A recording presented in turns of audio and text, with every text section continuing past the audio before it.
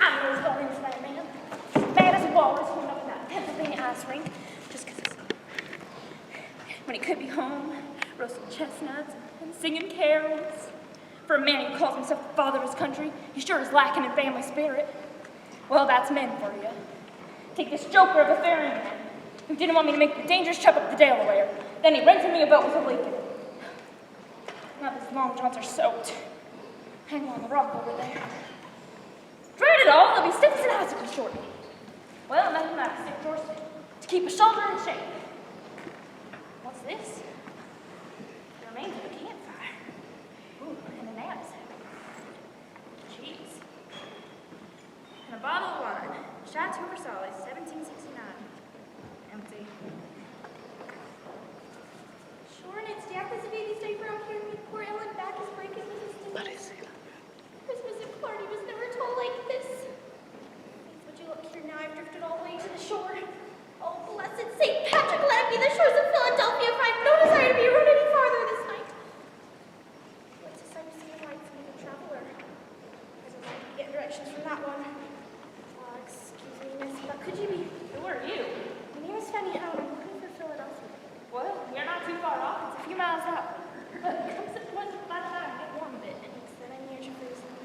So, have you got family in Philly, Fanny? I have indeed, and I'm just coming to remind them of it. Remind who? Me family. Major General William Howe lives in Her Majesty's 15th Regiment, and I'm his long-suffering wife. Well, pleased to meet you. I'm Martha Washington, and I'm born in Virginia. Do you family in Philadelphia also? No, I'm afraid the town's not big enough for the both of our husbands, and since yours won the last battle, he's got the sitting for the winter, and my George is stuck at a piece of Valley Forge for the winter, freezing like a cystic little spot in, just because he's too embarrassed about losing the war to come home for Christmas. Well, I'm sure he could go to California for all several years. I know me husband, and I'm telling you, Martha, once himself is cozied into some posh winter quarters, he's not about to be fighting any battles. He's a summer soldier, he is. Tell me, Fanny, how did a decent Irish woman like you end up with a line of soldier like Howe? Well, the British is a bad lot, and I don't blame you for being wanting to rid of the crowd. But Sir William put a fine figure in his bright red coat, flashed saber when he came to be stationed in Ireland in '63. Oh, the man was a picture. He had a slew of stories on his chest and a string of medals on his tongue that would charm the sense out of any innocent Irish lass, especially one who's had nothing more exciting to look forward to than intended bar in her father's public house for the rest of her life. Anyways, to cut it short, I'm bored talking about it. Sir William got to thinking there'd be no end to stay in Ireland, so himself decided to get married. Little did the bride suspect that she'd still be tending bar in her father's public house for the rest of her life, while her soldier husband went gallivanting around the colonial countryside courting trouble. And trouble's not obvious, pointing so I hear. Don't I know it? Rumor has a way of traveling, you know, and now it's after making transatlantic flights. Tell me, Fanny, have you ever thought about submitting this story to Red Book magazine? I have indeed.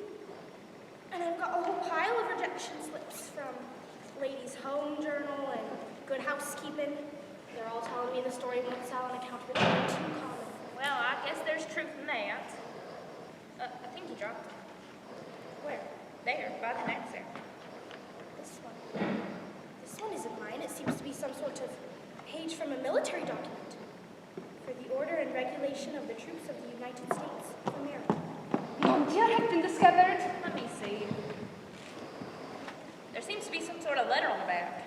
From the looks of the love letter. Some of it's in French. And is it signed? Yes. Yours till Niagara Falls, Joseph L. And it's initialed to M.A. Do you know anyone of those initials? No, and I don't think I want to. This turkey sounds freaky.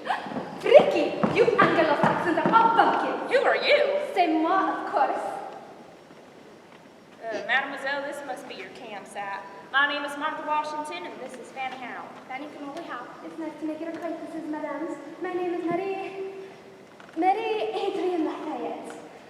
Ah, Madame Lafayette. How pleased I am to meet you, Elias. Your Joseph is very charming, you know. Is oui, très charmant. Do you by any chance know who he is? Why, yes, he's up the road at Valley Forge with George. Is right.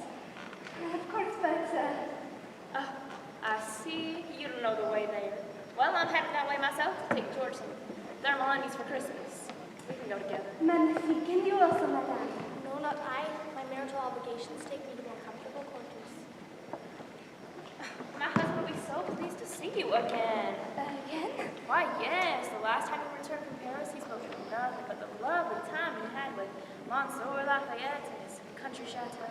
Is that right? Oh, yes. He went on and on about your grand stature Well, the journey has taken a lot out of me. and your gorgeous blonde hair. It's a little dirty now. and sparkling blue eyes. They change color in the light. Why, yes. I'm sure he'll be pleased to see you, whoever you are, madam. And You're making a big mistake. It's you who made the big mistake. Now tell us who you really are. Face she doesn't have to. What? Well, there's not a soul in all of Europe who doesn't know the flippant face of the vixen of Versailles. This is the sovereign strumper herself, Marie Antoinette. Oui, Marie Antoinette, the grand and glorious Queen of France. Viva la reine! Now, madams, if you value your impudent little lives, you'll grovel at the feet of the man monarch of France. And she may deign to spare your insignificant selves. Would you listen to the airs of this one? Ma'am, this is the United States of America. There'll be no groveling here. No groveling? Well, then just kiss my hand. Vas-y, la reine. Well, vas-y. There'll be no basing either. How can you involve yourself in such undemocratic deportment while less than 20 miles off our American boys are starving with nothing but horsemeat? Let me stay. What do I have to start in Yankees? You shall see, madame. Your audacity will not go unpunished. In America, even queens come to justice. Justice for queens. That is a ridiculous idea. What do you intend to do then? Well, since you're so hot to join Monsieur Lafayette, we'll go to Valley Forge where you'll be forced to acknowledge your scandalous behavior. Scandalous behavior? You Americans are such merry vitalists. Do you mean to be suggesting it's a sort of decent, queenly behavior making cuckolds of kings? Maybe. A cuckold? Oh, madams, you are both from backward, undeveloped nations. In France, we live in the age of sexual freedom called the Enlightenment. My Louis and I, we are a total liberal couple. In the French court, we are leaders of the Lancet. I let him do what he wants, and he lets me do what I want. Our policy there is nothing is a no-no. Be that as it may, in America, there are many no-nos. Among them is impersonation and adultery. Adultery? Oh, medieval. Medieval, is it? Well, then it must be deserving of a medieval punishment. What do you say to that, you loose lassie, you? I say there will be no punishment at all. You have no proof your accusations are true. No proof. What about this? Monsieur's the letter. The letter found on the ground beside your knapsack. Incriminating. How indecent. What does it say? You asked for it. Ma chérie, petite, bonne amie, Marie Antoinette, how Give this to me. This must be read avec une grande sensibility. Americans have no sense of such things. Ma chérie, petite, bonne amie, Marie Antoinette. How I miss the sight of your little poodle face, with its little wet kitten nose and pouting monkey mouth. By the sound of it so far, the lads are frustrated veterinarian. I am desperate for the taste of your bonbon kisses, and I am desperate and mad to touch the tips of your ears, the tips of your toes, and the tips of your fingers, and others of Thank God for generalizations. But to get to the heart of the matter. Oh no. We are to be garrisoned here at Valley Forge, with this nincompoop Washington too afraid to march on the Don Juan of Delaware. And even more so afraid to march home to his wife, the termagant of Potomac. Oh, me poor heart. Think of the dinners on what's up. And so, the nights here are cold if I do not have my little poodle to keep me warm. I miss you, I long for you, I live for you. Signed yours to Niagara Falls, Joseph L. Now, madame, now that you have seen the true flames of passion, you will never fear. Again. No, you don't, my little cream puff. You won't get off the hook that easily. Oh, madame, but you must not show this letter to your nincompoop husband. You'll take the stripes off of my dress of his back and put them on his shoulders. Please, I beg of you, you'll do anything, anything. Would you be up for signing a peace treaty? What? Would you be willing to forge King Louis's name on a treaty of peace with Britain? What are you up to? Are you after thinking this Lafayette is the only guy who's writing such blarney to his mistress? Why, they'll all be blowing their wenches if this war's going to be going on forever. War means the breaking down of the nuclear family, and I'm telling you, it's got to be stopped. Well, I'm game. How about you, Toots? All right, then, let's be getting on with the terms of agreement, shall we? Now, all the ladies care about is trade and waterways and the like, so you give us the right to be cruising up and down the Mississippi River just as much as we please. Fine. What do you want? The only thing Yankees give a hoot about is land. They're all real estate crazy, so you give us, I don't know, as far west as Missouri. No, you must not give the French Quarter. We must give the Louisiana. No sweat. Make it Mississippi. And make it the 30th parallel. Wait. A round number is going to seem too logical. It might give us a raise. It's got to be something arbitrary. Something negative. Make it the 31st parallel. 31st parallel. And to the south. Make the border the Hudson Bay. No, you must not give Canada to the Americans. It would mean the corruption of the language. Very well, then. Canada. All right, I've got it all down now. Fight settlement. Now it's just up for the sign. There's something not right about this. Well, Sean has understood that the fourth volume of the Great Ocean itself. I don't mean that. What does he say? I mean, here we are for the first time in history. 3 women drawn up an important document that will have a great effect on our future world. So I think we should take advantage of this and give ourselves a few rights. Rights for women. Yes, I have it now. We'll give ourselves the same rights as men, an equal rights act. We'll make this treaty part of the ERA. What sorts of rights are you thinking of? Oh, you know, property rights, suffrage, educational opportunities, equal pay for equal work, the whole bit. France will never give up romance for the reason. What about Great Britain? Not a chance will it have there. Great Britain is built on a principle of divine right. The men think they're divine, even though the women know we're right. Well, this is the United States of America, land of liberty, cradle of democracy, lover of land.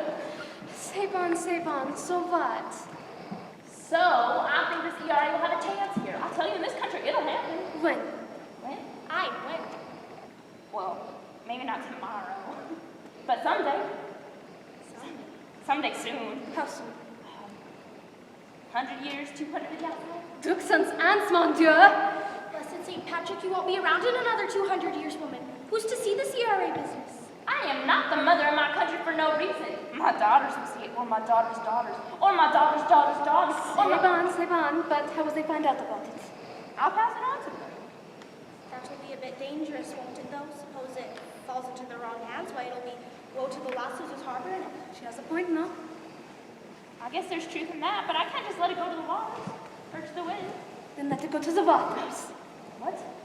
I know what the lad means. You want to be folding that paper up and put it into some sort of bottle and tossing it into the Delaware to be discovered by posterity. The idea's got possibilities. Un moment, I have an empty wine bottle on the nightstand. That way we want to go far and reach some enterprising congresswoman. Congresswoman? Okay, lass, my country, where's the crazy woman is clean? Voilà la vote, Miss Washington. And voila, the hope of America.